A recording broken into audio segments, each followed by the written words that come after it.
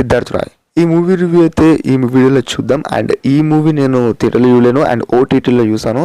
So ఓటీటీలో చూసిన తర్వాత ఇది మనకు ఎలా అనిపించింది ఏందనేది ఫుల్గా ఈ వీడియోలో మాట్లాడుకుందాం. ఆహాలో స్ట్రీమ్ అవుతుంది. ఇన్ కేస్ ఈ మూవీ చూడని వాళ్ళకి అనుకుంటే చూడన్న వద్దనేది ఈ వీడియోలో చెప్తాను. So first of all movie అనేది ఈ యొక్క రియల్ స్టోరీ పైన ఇన్సిడెంట్ తీసారన్నట్టు తెలుస్తుంది. అంటే లాస్ట్లో మనకు ఈ మూవీ ఎండింగ్లో కార్డు ఇచ్చాడు.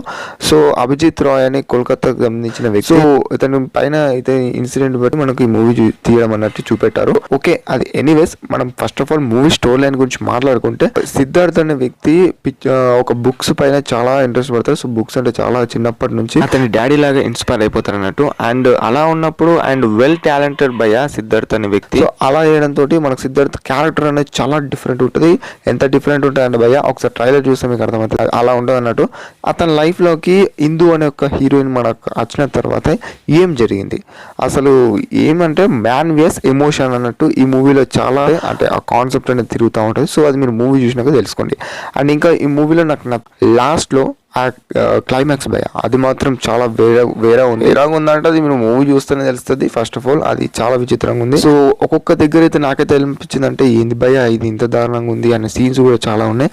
అదేంటంటే అడల్ట్ కంటెంట్ భయ్య అంటే చాలా ఉంటుంది. అది మీరు ఫ్యామిలీతో చూడాల్సిన ఫిలిం అయితే అస్సలు కాదని చెప్తాను. అస్సలు అంటే అస్సలు కాదు. చూస్తే మీ ఫ్రెండ్స్ చూడొచ్చు, లేకపోతే మీరు ఇండిపెండెంట్గా ఉండి చూడొచ్చు అని నేను చెప్తాను.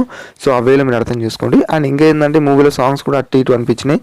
బీజిఎం స్కోర్ కూడా అట్టే అనిపించింది. ఓవరాల్గా సిద్ధార్థ్ రాయ్ మస్ట్ వాచ్ భయ్య అంటే చూడొచ్చు, కానీ నేను చెప్తున్నాను కదా ఫ్యామిలీతో చూడాల్సిన ఫిలిం కాదు. సో ఇక్కడ సిద్ధార్థ్ రాయ్ అనే క్యారెక్టర్ ఎలా ఉంటుందంటే భయ్య చాలా డిఫరెంట్గా ఉంటుంది.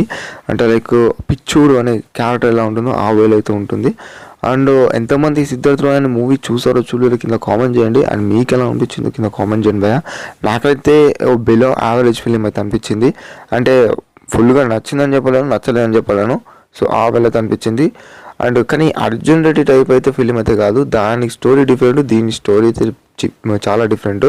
సో అదన్నట్టు అంటే నాకు ఆ మూవీ ఎందుకు గుర్తుకు వచ్చిందంటే ఈ మూవీ చూస్తే మీకు అర్థమవుతుంది.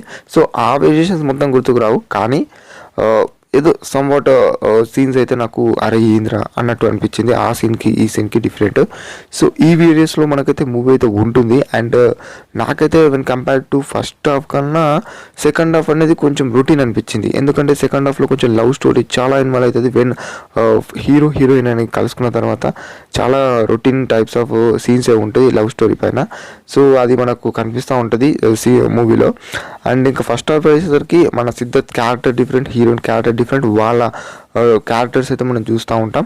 అండ్ ఇదన్నమాట ఓవరాల్గా సిద్ధార్థ్ అనే మూవీ రివ్యూ. అండ్ ఎంతమందికి ఈ వీడియో నచ్చిందో తప్పకుండా ఈ వీడియో మీ ఫ్రెండ్స్కి షేర్ చేసుకొని ఛానల్ సపోర్ట్ చేయండి. అండ్ ఒక లైక్ చేయండి భయ్య. And that's it for the video. And మళ్ళీ మరిన్ని మంచి వీడియో కలుసుకుందాం. అందరికి సెలవు, బాయ్ అండ్ టాటా గైస్.